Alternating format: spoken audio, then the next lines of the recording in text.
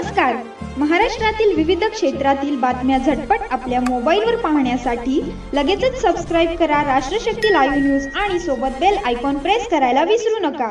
आपण सोलापूर शहरात होतात. विविध ठिकाणी नगरसेवकांच्या भेटी देखील आपण घेतलेल्या आहेत. कुठल्या कुठल्या पक्षाच्या नगरसेवकांच्या भेटी घेतलेल्या आहेत काय सांग? ते सगळ्याच पक्षाच्या नगरसेवकांच्या भेटी घेतलेल्या आहेत. जसं मी पहिल्या दिवशी तुम्हाला सांगितलं, जी आदर्श शक्ती आहे या लोकशाहीमध्ये त्या सगळ्यांना भेटलोय मी.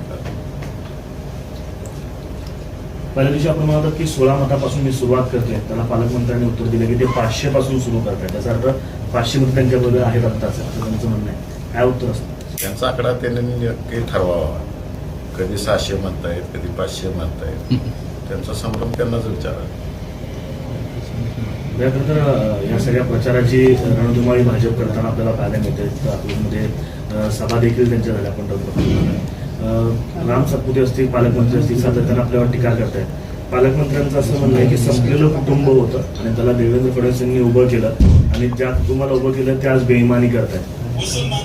लोकशाही आहे, सगळ्यांना बोलण्याचा अधिकार आहे.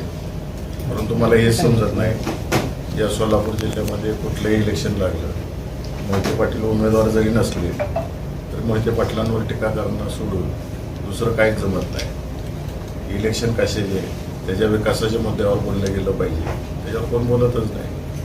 त्यांची मर्जी.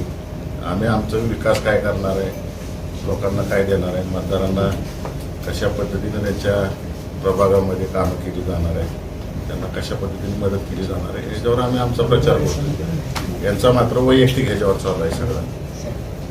आणि हे जे टीका आहे की मोहिते पाटील कुटुंब संपलेलं होतं आणि त्याला फडणवीसांनी उभं केलं, हे म्हणणं कितपर्यंत होते? या सोलापूर जिल्ह्यातल्या जनतेनं आम्हाला उभं केलं, कुठं नेऊन ठेवायचं आहे ही जनताच ठरवायचं. काळ बदलला आहे. आज कोतवाल पण नमस्कार करत नाही, राज्य गेलं पण थाट गेला नाही, अशा प्रकारची टीका पालकमंत्र्यांनी आपल्यावरती केली. मगाशीच सांगितलं मी तुम्हाला सगळ्यांना, इलेक्शन कशाचं आहे आणि कशावर टीका करत सुटले. या जिल्ह्याला काय देणार आहे त्याच्यावर कोण काय बोलतच नाही. पण थेट अशा प्रकारे टीका करतायत की कोतवाल देखील नमस्कार करत नाही, म्हणजे कुठंतरी वेगळ्या पद्धतीनं ही निवडणूक जाते असं वाटत नाही. त्यांची संस्कृती दाखवून देते. साहेब, काल राम सातपुते असं म्हणतात की एका सभेदरम्यान की हातात फोन घेऊन बसले होते ज्यावेळेस विड्रॉल करायचा शेवटचा दिवस होतो, की आम्हाला मुख्यमंत्र्यांचा फोन येईल, पालकमंत्र्यांचा फोन येईल, अशा अपेक्षेने बसले होते. अशा पद्धतीची टीका केलेली आहे. तुम्ही पत्रकारांनी सगळीकडं प्रसारण दाखवलेलं आहे. आमच्या विरोधी पक्षातल्या नेते मंडळींचे संभाषण दाखवलेले आहे. त्यामुळं तुम्हीच क्रॉस व्हेरीफाय करा पालकमंत्र्यांचं स्टेटमेंट काय आणि जो कोण नाव घेतलं तुम्ही त्या व्यक्तीचं त्याचं स्टेटमेंट काय आहे. दोघांची विरुद्ध दिशेची स्टेटमेंट आहे. जयकुमार गोरे असं देखील म्हणाले की देवेंद्र फडणवीसांना ज्या कुटुंबाने दगा दिला त्यांना आम्ही धडा शिकवू, अशा पद्धतीचा पुढे मी माझ्या पक्षाचा प्रचार करतोय. माझ्या मतदारांना माझ्या जिल्ह्यात काय विकास करणार आहे हे सांगतोय. देवेंद्र फडणवीसांनी काय साथ दिली, काय तुम्हाला उभा करण्यासाठी काय प्रयत्न केले त्याच्याबद्दल सांगा ना. मी याच्यापूर्वी अनेक वेळा बोललेलो आहे आणि उघड उघड बोललेलं आहे. काय मदत केली जाहीरपणाने सांगितलं नाही, ते जाहीर आभारी मानलेले. भैया, उत्तम जानकरांबाबत आपण म्हणाला होतात की घरातली भांडणं घरात मिटली का? घरातली भांडणं मी काय सांगू कशी मिटली आहे, काय मिटलं का नाही ते दिसेल तुम्हाला. राम सातपुते असं म्हणतात की यांना विधान परिषद निवडणूक लढवण्याची पुढं हिंमत नाही केली पाहिजे यांनी, यांना असं धडा शिकवलं. 4-4 वेळा संपलेल्या व्यक्तीवर मी बोलत नाही. तर पालकमंत्री काल भाषणामध्ये असंही म्हणाले की मी या जिल्ह्याचा पोस्टमॅन आहे आणि तुमच्या मदत घेत मी मुख्यमंत्र्यांपर्यंत पोहोचवतो आणि तिथून जर मला आदेश आले की कार्यक्रम करायचा तर मी एखाद्याचा कार्यक्रमही करतो आणि कोणाचा कार्यक्रम लावायचा असेल तर त्याचा कार्यक्रमही लावतो. ते पालकमंत्री आहेत, पोस्टमन आहेत, हे त्यांनी ठरवावं. भैया, खरं तर आपल्याच गटाचे आणि आपल्या पक्षाचे आमदार आहेत करमाळ्याचे, त्यांनी जाहीरपणे पाठिंबा जो आहे तो भाजपला दिलेला आहे. काय नक्की कारण आहेत? कारण अर्ज भरायच्या वेळी सुद्धा ते होते, त्यानंतर जाहीर बैठक घेऊन त्यांनी पाठिंबा सुद्धा दिलेला आहे नारायणआबा पाटलांनी. त्यांनाच विचारलेलं बरं आहे मला विचारण्यापेक्षा. माझे मतदार माझ्या बरोबर आहेत, मतदारांबरोबर मी काम करतोय. त्यांचे म्हणजे जेडपी सदस्य आहेत त्यांचे काही किंवा जे पंचायत समिती ते सुद्धा त्या बैठकीत होते आणि कुठेतरी ते आपल्यापासून त्यांनी फारकत घेतली आहे का आणि याचा परिणाम आगामी लोकसभेवर होईल का? 600 अदृश्य मतदार माझ्याबरोबर आहेत. साहेब की राजेंद्रराव यांनी मध्यंतरी काही दिवस अगोदर DCC बँकेचा घोटाळा बाहेर काढला होता आणि त्याच्यामध्ये जे आहे की जे आत्ता भाजपमध्ये आलेले नेते आहेत आणि पूर्वी आपल्या पक्षात असतील किंवा अन्य पक्षातले जे नेते आहेत त्यांची नावं प्रामुख्याने होते. आता ते नेते भाजपमध्ये आहेत. त्या अदृश्य शक्ती हीच नेते आहेत तुमच्या पाठीमागे. माझे मतदार, माझ्या उमेदवारांचे मतदार हे अदृश्य शक्ती आहेत. आणि आम्ही कोणतेही विषय काढलेले नाहीत.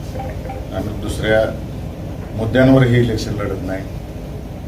स्थानिक स्वराज्य संस्थे जे आहेत त्या मुद्द्यांवर हे इलेक्शन लढतोय. त्यामुळं कोणाला कुठल्या गोष्टी आम्ही न बोलता काय लागत असेल तर त्यात आम्ही जबाबदार नाही त्याला. ही निवडणूक जी आहे ती जिंकल्यानंतरनं पहिली सभा जी आहे विजय सभा ती मी अकलूजच्या चौकामध्ये घेणार आहे अशा प्रकारे आणि त्याच वेळेस मोहिते पाटलांना उत्तर देणार असं उमेदवार राजेंद्र राऊत म्हणतात. लोकशाही आहे, स्वागत आहे त्यांचं अकलूजमध्ये. याच्यापूर्वी अनेक पक्षांच्या अनेक मोठ्या नेते मंडळींच्या सभा अकलूजला झालेल्या आहेत आणि अकलूज हे फार विचारवंत गाव आहे. लोकशाही मार्गाने यावं, त्यांना जे काय करू वाटते ते करावं, आमचं ना म्हणणं नाही आहे. याच्यापूर्वी आदरणीय प्रमोद महाजन साहेबांची सभा झालेली आहे अकलूजला, पवार साहेबांच्या झालेल्या आहेत.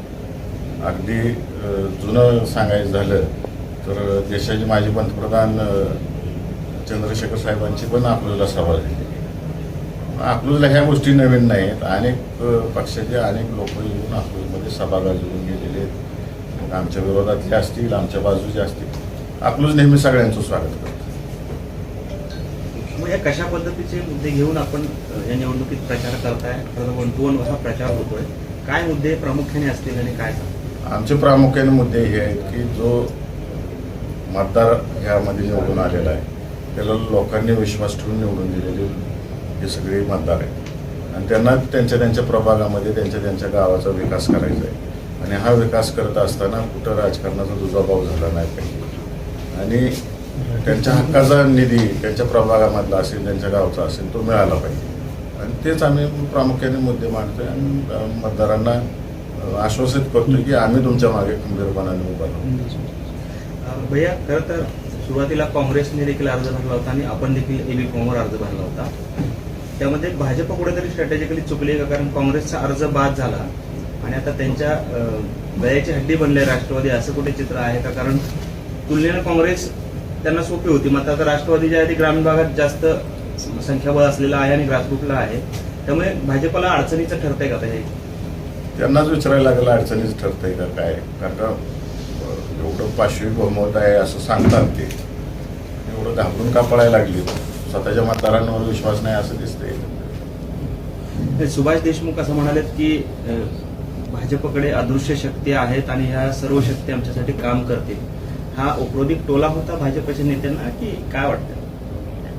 मी पाहिली नाही, सुभाष देशमुखांची मुलाखत पाहिली नाही, त्यामुळे मी त्याच्यावर मत व्यक्त करणं योग्य नाही. MIMची भूमिका काय आहे तुमच्या बाजूने? महाविकास आघाडीच्या बाजूने आहे काय? मी सगळ्याच मतदारांना भेटतोय आणि पॉझिटिव्हिटी दिसून येते सगळ्या मतदारांची. आपली व्यथा बडबडून मांडतायत माझ्यासमोर, त्यामुळे चांगला प्रतिसाद आहे. सत्ताधारी पक्षातले पण नगरसेवक म्हणतात उत्स्फूर्त त्या भेटी झाली, भरपूर भेटी झाल्या आणि आजही घेणार आहे. या कुठेतरी MIM पक्षाला तुम्हाला पाठिंबा मिळेल असं तुम्ही सांगितलं होतं, त्यासाठी त्यांची बैठक केली. त्या बैठकीनंतर काय तुमच्याशी बोलू? सगळ्यांबरोबर आमच्या सकारात्मक बैठकी चालू आहेत. सर्व पक्षातल्या नगरसेवकांबरोबर सकारात्मक बैठक होते आणि उत्स्फूर्त प्रतिसाद मिळतो.